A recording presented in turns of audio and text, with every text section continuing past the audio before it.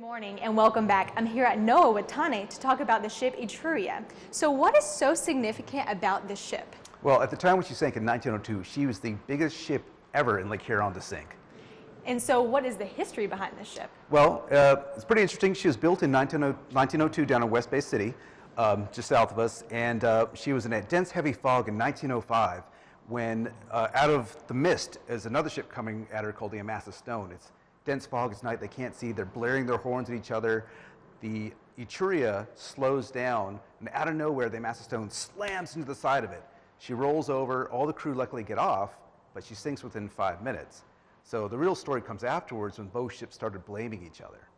So did they go to court over this? They did, and that's a pretty funny story. It's something you might hear in the headlines today, where the Etruria was saying that, you know, the ship came out of nowhere, slammed into them, they luckily got off in their lifeboats, but then the Amasa Stone just took off, abandoned them. Well, the Amasa Stone says, yeah, we hit them, it was an accident, but we looked for them and we just couldn't find them because they rode away in the other direction. Well, at least everyone lived off of this, though, off of the ship. They did, but it's just a funny story where it's just like insurance scams today, that sort of thing happened in the past. So how does it look underneath the water now? Well, that's the real story, because when she was built in 1902, obviously technological marvel, she's gigantic, big steel freighter, but now she's still intact, totally intact on the bottom, just upside down. And because she's upside down, she's like an intact time capsule where everything's preserved inside it.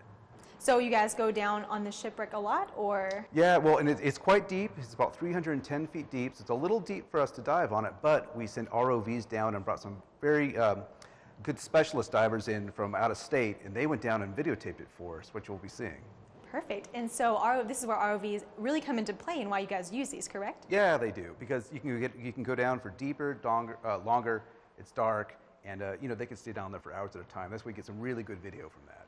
So I hear you guys are trying to get this in the National Register, correct? Yeah, we are. So we've done the paperwork, we submitted to the state, and the National Register of Historic Places is a way to really highlight shipwrecks and these resources on a national level to show how important they are.